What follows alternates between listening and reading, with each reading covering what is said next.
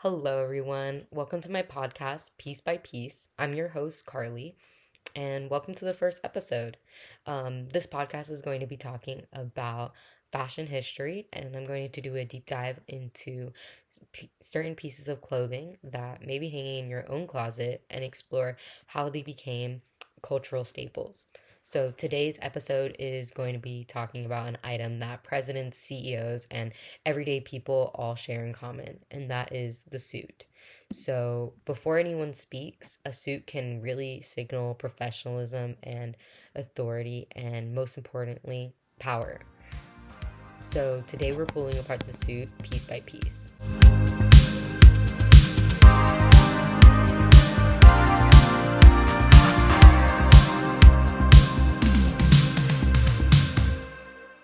I think what makes a suit so fascinating is that it has survived revolutions, wars, and cultural shifts, and of course, the endless trend cycle, all while maintaining its reputation and only slightly changing some of its core pieces. So, before we dive into the history, I want to start with defining what a suit actually is. So, the word suit comes from the French word suivre, meaning to follow.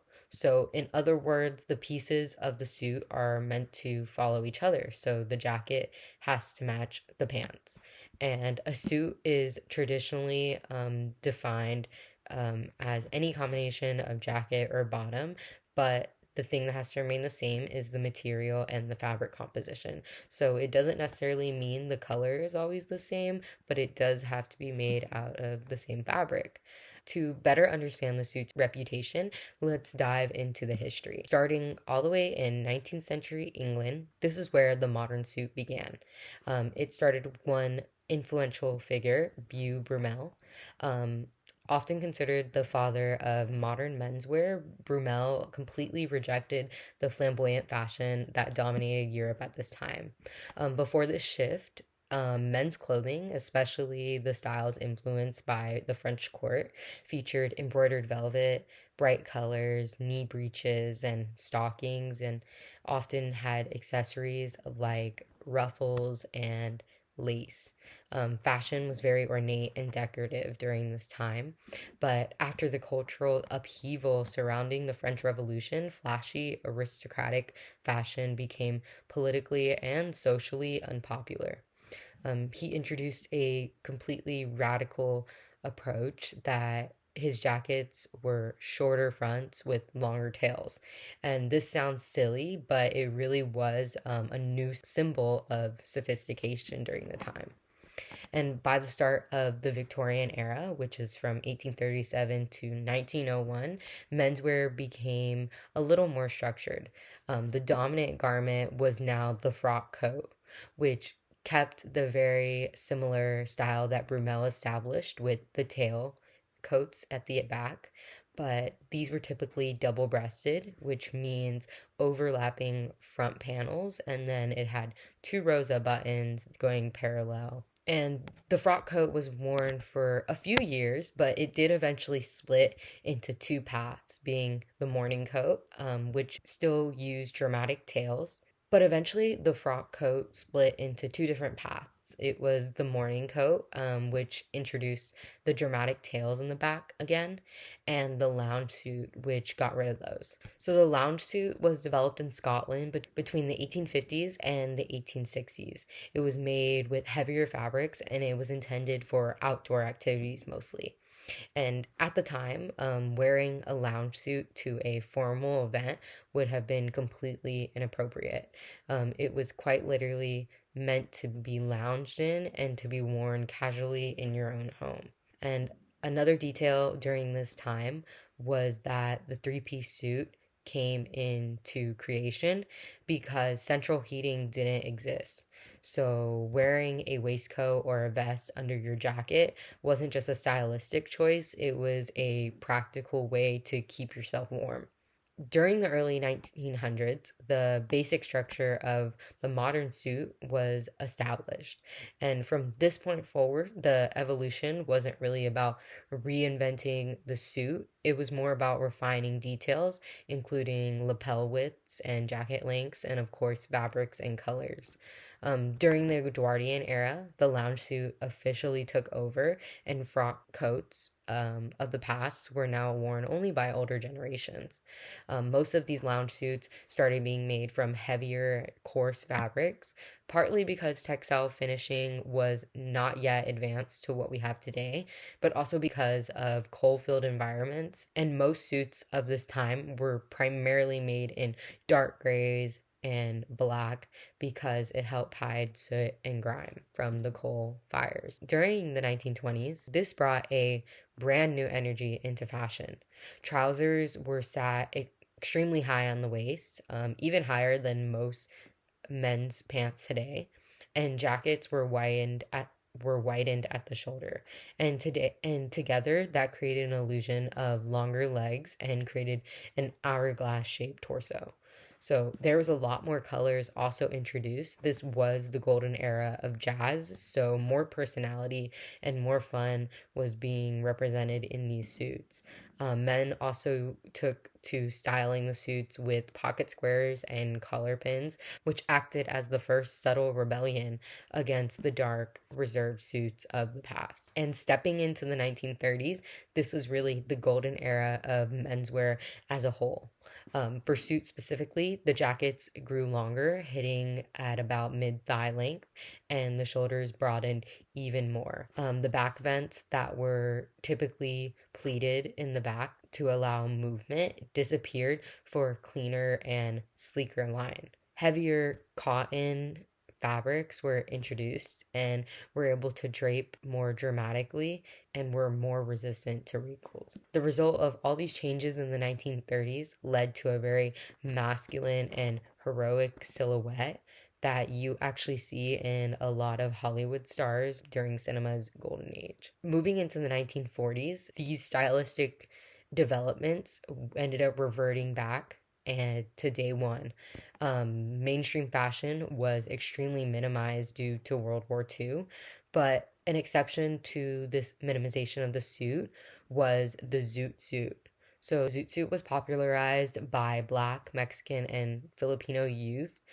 It was characterized by oversized jackets. It had an early edition of very dramatic shoulder pads that we end up seeing in the 1980s, and also extremely baggy trousers that were paired with more dramatic jewelry and sometimes waist chains that hung off the side of the pants. These suits represented a defiance against the mainstream norms at the time and the wartime rationing happening, and they actually ended up becoming symbols of racial tension and discrimination. This is because of the Zoot Suit riots in 1943, where white servicemen attacked minority youths that were wearing them. This was because at the time, this style was viewed as unpatriotic and criminal. Moving on to the 1950s, central heating had improved at this point, and the three-piece suit had significantly declined. Extra layers were no longer necessary, and this led to a very slim silhouette in the 1950s. Um, Instead of it being minimalistic, there was the introduction of the mod. The mod suit featured narrow lapels and very thin ties with some straight cut, almost skinny trousers. By the 1960s, the bolder sports coat was introduced and slimmer office suits started gaining popularity. Um, for the sports coat, if you've ever seen Mad Men, there was a lot of bright colors and patterns taking over during this time. Plaid was definitely the most seen at this time, and expression was slowly starting to come back. By the 1970s, it had completely embraced the dramatics of expression. There was wide lapels, of course, flared pants that were being paired with suits, and flashy fabrics were introduced for the first time with glitter and sequins and even mesh suits being made during this time. The three-piece suit also returned during this time, but as a part of disco culture rather than formal tradition. So when the 1980s came around, this decade defined the suit as an era of representing excess and ambition. Nothing really quite captured this unapologetic confidence than the power suit because shoulders were dramatically padded that represented all genres of fashion at the time, and silhouettes were intentionally larger than life. So designers like Giorgio Armani and Terry Mugler came out with high fashion looks that turned the suit into a very trendy and theatrical look that really reflected of club wear and club culture at the time. A pop culture character that really amplified this message of the suit being synonymous with excess and dramatics was Michael Douglas's character in Wall Street. He kind of turned the suit into a symbol of ruthless ambition. He wore suspenders and had this slicked back hair with very sharp, defined tailoring and really represented what power looked like in corporate America. And for many women, the suit was worn to fit in, but it wasn't just about imitation. It was more about accessing these spaces and being in these leadership roles and signaling to everyone that they do belong here because for the first time in history, the suit was able to be worn in a gender neutral way that really emphasized more its presence rather than who was actually wearing it. By the 1990s, wearing these suits kind of became out of fashion and outdated, and the tailoring of them were completely lost in translation at some point in the early 90s. A lot of suits were loose fitting and baggy and paired with jeans, and just the whole idea of professional wear was kind of flipped on its head, pairing many different silhouettes with each other. This is a decade that was emphasized for dressing for comfort mentality. It introduced polyester fabric composition that made these suits able to be worked in and worn and thrown around for everyday life. To end this fashion history timeline, when we stepped into the early 2000s and the 2010s, the suit really became something that we've never really seen before. It's a culmination of all the decades prior to it. And as rules have changed and cycles have changed so much, the individuality of suits can really be represented more freely than ever before. But that meaning of the suit hasn't disappeared, and if anything, it is one of the most enduring pieces of clothing in history because no matter the silhouette or the cut or how baggy you decide to wear it, the suit still speaks a certain visual language. To really emphasize the suit in real corporate environments and through these cultural changes, I have my guest today, Jeff Denson, who is going to talk about his experience wearing suits throughout the decade.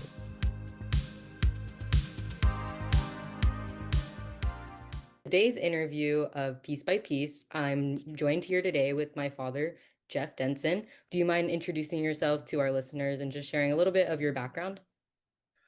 Yes, I'm Jeff Denson, and I born and raised in Alabama, moved to Texas in 1989. I've been in the Air Force. I have worked in direct sales for technology. I've also had side businesses where I wore suits a lot, and also worked at USAA, which most people are familiar with. And now I work at a government entity as a commercial appraiser. So, before USA and the job you have now as a tax appraiser, you first started at the Better Business Bureau as a salesman. And I know working in that line of work, your presentation and your outfit matters a lot. So, can you describe what kind of suits you wore during that time? They were really simple suits, I had a blue suit with the pointed, collar coming up this way, and I think it was like polyester. It snagged real easy, and I didn't know what I was doing. Coming out of the military, and Uh, but uh, but that's what I wore, and I called on businesses and tried to present a professional look, and with a white shirt and a power tie, dark blue suit, that type of thing. And was wearing a suit required of the job part of your dress code, or was that a personal choice for you? Yeah, I mean, it was expected to at least wear a shirt and tie when I was doing that. Absolutely. And my mentor that I worked with at the time, and one of my coworkers, they dressed very sharp, with shirt and tie and a jacket often. So it was a requirement. So you started just mirroring the people around you. Yes.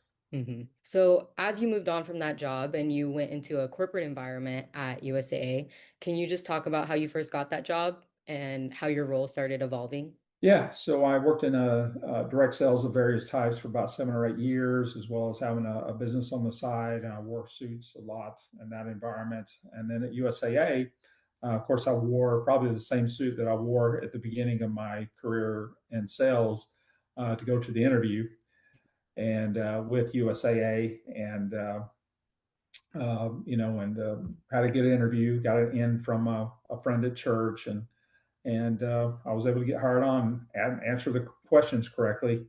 So that was my first experience there. So as you started moving up at USAA and you became a more senior manager, did you start noticing how your employees were dressed and coming into work, and did that change your perception of them in any way? Yeah, there were certain people that they dressed pretty sharp. Well, by the time I became a manager, the dress code changed. I guess we'll talk about that later. But uh, you know, there were certain people that you just knew that they were trying to make their way at USAA and wanted to become, seniors and eventually become managers or directors. And then there was other people that just didn't really care, and they would come in with wrinkly shirts on, and definitely alter my perception of them. And then when I would have one on ones with them, and usually their attitudes about what they wanted to do in their career or not make a career, or dealing with issues at work, it really showed through in their attitude. It mirrored for the most part how they were dressed. And before we start talking about the dress code and how it evolved, do you remember what the dress code was like when you first started at your lower level position? Yes, for the first 2 or 3 years when I first started there, it was expected. It was basically, business casual dress, and then on Fridays they would let us wear jeans, and no t-shirts or anything like that, though. So it was like, at least slacks and button-up shirts and or polo shirts, and occasionally wearing jackets, especially for interviews and whatnot. If you wanted to move up. As you mentioned, as a manager, you started taking notice of your employees wearing some wrinkly shirts or just some ill-fitted jackets. Do you yourself care and notice those things when you're deciding to wear a suit, maybe the silhouette or even the color of the suit itself? Yeah, I mean, coming from the military, I tend to want to make sure things are clean and pressed. And I'd feel uncomfortable if I was expected to wear a suit and or tie, if things were wrinkled. So it was important to me. You touched on it just a little bit before, but how did you personally see the dress code change over your entire time at USA? Yeah, that's definitely a transformation from the beginning. It really depended on the CEO and the leadership and the culture that they created. When I first started working there, for the first 3 or 4 years, we were expected to wear slacks and loafer type, dress shoes, and perhaps a button-up shirt, or if we did wear, like a polo type shirt, it had to be, nice. And from time to time, a lot of people would wear like jackets and dress really sharp in that way for the first 3 or 4 years, and then a new CEO came in, and he changed it where it was pretty much casual Fridays every day. We could wear jeans. We couldn't wear prints on our shirts. We couldn't wear like t-shirts with prints and stuff unless it was USAA logoed. It could be a t-shirt if it was USAA logoed, but nothing else. And then probably so that stood for a long time. And then towards the end of the second CEO that I worked under's tenure, he was they totally changed everything. I mean, they even did like a promo video of it, like showing what was appropriate, and they literally were letting people wear shorts, like knee length shorts, like cargo type pant shorts, and with polo shirts, and so it really changed a lot after that. I don't know what they've changed it to since then, but even during that time, the managers were expected to, and the directors and above, they were expected to, dress a step above their employees. It wasn't really written in the rules, but it was expected. You walk in a room and you know who the managers are because and or the people that are desiring to be in leadership, although they might not be in leadership yet. Well, that's some really great perspectives on all the corporate wear that you've experienced throughout your years. And you really touched on a lot of stuff talking about expectation and how that's formed through what we wear. And this episode specifically is not just talking about the impact of suits, but it's also going back into history and really looking at moments where fashion and the suits made headlines, not just in pop culture, but also in politics. And is there a moment in political history where fashion or the suit someone wore really stood out to you personally? Yeah, I'm a student of history and politics and whatnot. And although I wasn't alive in 1960, the first televised presidential debate happened, which was between Richard Nixon and John Kennedy. And as the story goes, so Nixon elected to wear a light gray suit. He had just had a surgery not too long before this debate as well, and you'd think a president first time or a presidential candidate first time on TV maybe would have picked up a new suit, but he wore an old suit that he had that was light gray. And Kennedy, on the other hand, wore a dark blue suit. Okay, so the visual of it, and I've seen it, is of someone that looked very powerful in Kennedy, with the dark blue suit and the dark tie on, and then on the other hand, you have Nixon was wearing this light gray suit, so he looked very pale. He was washed out, because it was black and white, and on top of that, he had lost weight, so the suit was like loose on him. So interesting fact about the aftermath of that debate is that if they polled people that watched the television debate because it was the first televised debate, but perhaps not everybody had a TV at that time. This was 1960, and if you they polled people that watched it on TV, and everyone and the majority of people that saw the interview on TV said that Kennedy won that debate, because he just looked really sharp, had great answers and whatnot, and he just looked very professional. But then on the other hand, if you ask people that only watched it on radio who they felt like won that debate, and who do you think they thought won the debate? Nixon, Nixon. obviously. They thought that Nixon had won the debate. So that just goes to show you the power of visual representation of someone. So, I have never listened to the whole debate, and so I don't really know the issues or how they presented it. But those two perspectives, radio versus television, that speaks volumes. And then as a result, Kennedy ended up winning the presidential election, and much of it was attributed to the fact that from that debate. Well, that's a really, really great example of political history. And it actually reminds me, which is when Barack Obama wore a tan suit. And this happened during a press conference in 2014 about the ongoing ISIS debate. After he wore this suit, it caused a huge media frenzy that people still talk about today. And it was actually dubbed Tangate afterwards. From your perspective, why do you think that a suit, even the color of it, can carry so much meaning both in politics and in corporate life?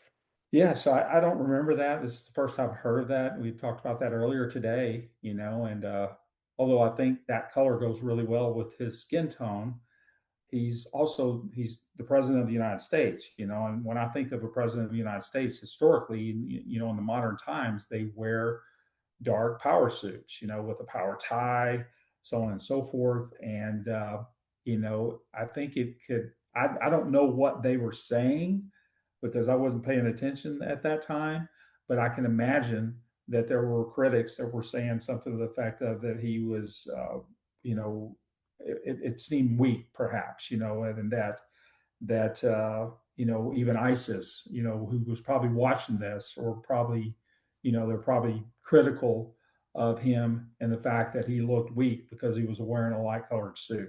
I don't know. I have no idea if that's what they were saying, but that's my perspective of probably what they were saying. I don't know.